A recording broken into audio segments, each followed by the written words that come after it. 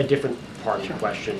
In your first briefing here, as press secretary, you committed to speaking to the American people in, and I quote, in a transparent way, in a truthful way, and an honest way. Yes. And then in July, here at this podium, you were asked about the president pardoning his son, and he said, it's a no, it will be a no, it's a no. Yes, and that is so exactly right. Of the president's son and that pardon, it became a yes. I'm wondering if you would like to explain to us, the American people, really why the information that you provided turned out not to be true.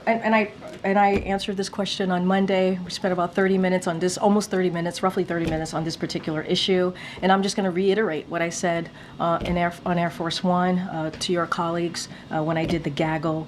And look, if you look at his statement, it's pretty comprehensive. The statement that he put out on Sunday when he made this decision to pardon his son, Hunter Biden. It's in his own voice. I think it takes you through his thinking. And he did. He wrestled with this. And again, he said in his statement, in his own voice, that he made that decision this past weekend. And the fact is, when you think about how the president got to this decision, circumstances have changed. They have. And a couple of things, and I said this on Monday as well. Republicans said they weren't going to let up, weren't going to stop. Recently announced Trump appointees for law enforcement have said on the campaign that they were out for retribution, and I think we should believe their words, right? We should believe what they say. The sentencing was coming up, as you all know. There was a sentencing coming up, and the president said this in his statement, that Hunter and his family had been through enough. Enough is enough. And he wrestled with these circumstances, these changing circumstances ultimately. And the combination of that, the president changing his mind and issuing, certainly led to the president changing his mind and issuing this pardon. And one thing that I do want to point to, which I think is important, is what Congressman James Clyburn said when he was interviewed. He said, I am absolutely okay with it. I don't know how many people urge him to do so, but I did. He seemed to be reticent about it. This is what Clyburn said when he spoke to the president 2 weeks ago. But I emphasized, continuing his quote, emphasized the fact that we as fathers have obligations to our children. So that was a conversation that the congressman himself had with the president two weeks ago, said that the president was reticent when he encouraged the president to do so.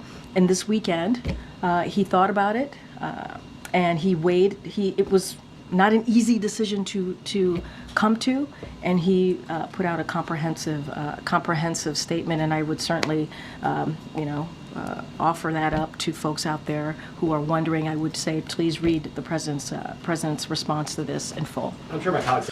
We read it. We don't agree with it, and it's not that we don't agree with the fact that he pardoned his son. We knew that he was going to pardon his son. The problem is that he lied, then you lied, and now instead of taking... See, that's the one thing about politicians and Democrats in this particular era, is that they refuse to just say, oh, I was off. You know what? I was told, and I am the mouthpiece of the president as the press secretary, I was told that he was not going to pardon his son. It's going to be a no. No. It's going to be a no. And so I was off. I think that what they need to start doing is just saving themselves. Save yourself. The thing that they don't understand is that Biden don't care nothing about y'all. He is Jack Nicholson from The Departed. He will throw anybody under the bus at this point that does not align with, serve, or benefit him going forward, him or his family or Hunter or whatever. He does not care about a legacy. He don't care about the Democratic Party. He don't care about nobody except for taking care of himself. And even, and the thing about it, I think that Charlemagne actually hit it on the nose. He said, the president never had to say anything to anybody. He never had to give an excuse. He never even had to answer for it. Or he could have just said, you know what, we're going to see how things play out and we're going to play it from here, from there. But they tried to use it as a talking point and as a trump card to then say that justice has to prevail and we have to respect justice in the United States of America, even though we all knew that it wasn't fair. Now, here's the key. Here's the kicker. Because when she says, oh, out for retribution and all of this other stuff, she has to be referring to things outside of what he was convicted for, because he was pardoned all the way back to 2014. And so all of the detail matters. All of the context matters. When you're talking about pardoning somebody, when you're talking about the repercussions of your decisions, when you're talking about holding somebody accountable, he was only convicted for a couple different things, but he was pardoned all the way back to 2014. So who are we really protecting? Are we protecting Hunter? Are we protecting Biden? Are we protecting who are we protecting? All right. And again, I think she just needs to save herself.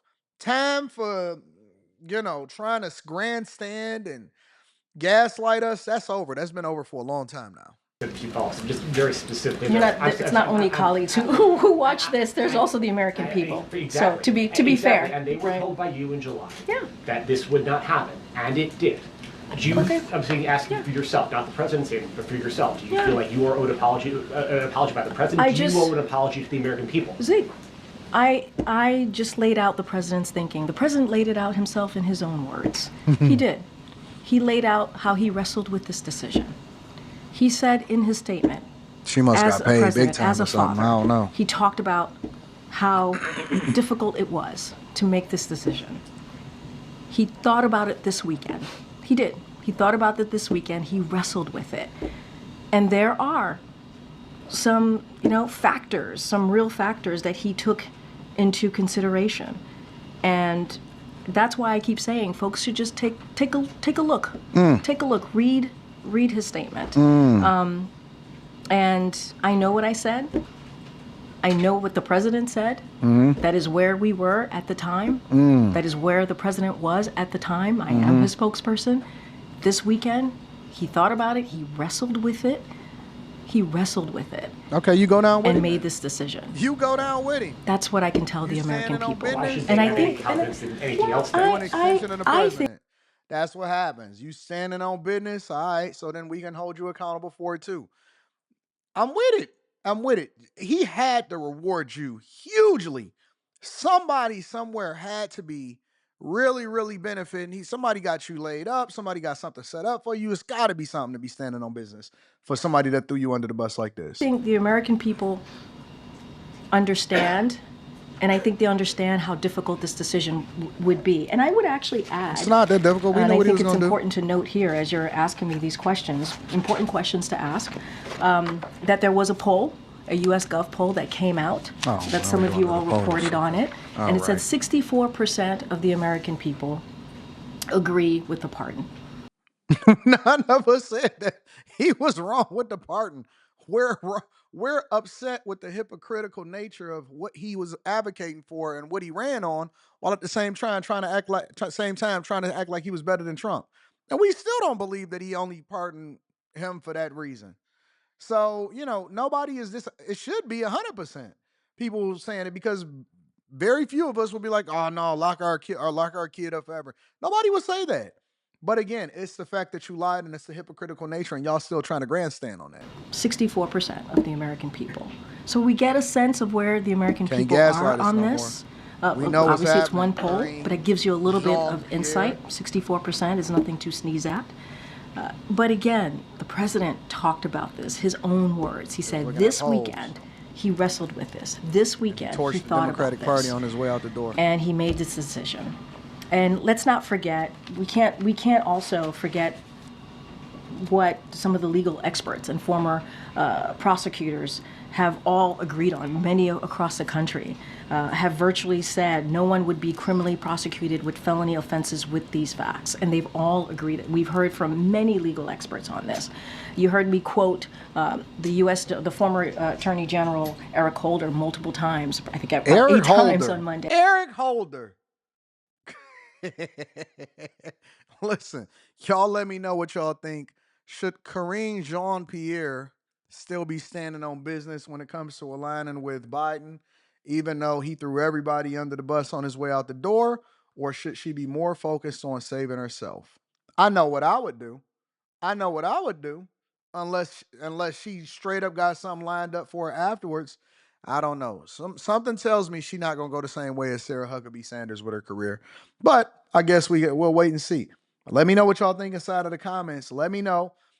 Make sure you tap into the Patreon. Link is in the description. I got a fire show lined up for y'all in the morning. Let me know what y'all think inside of the description. Also, teach Hanley 40% off your first order plus 20% off of life. And then at last but not least, get your tickets to come and see me December 14th in Detroit. It's going to be lit. I love y'all.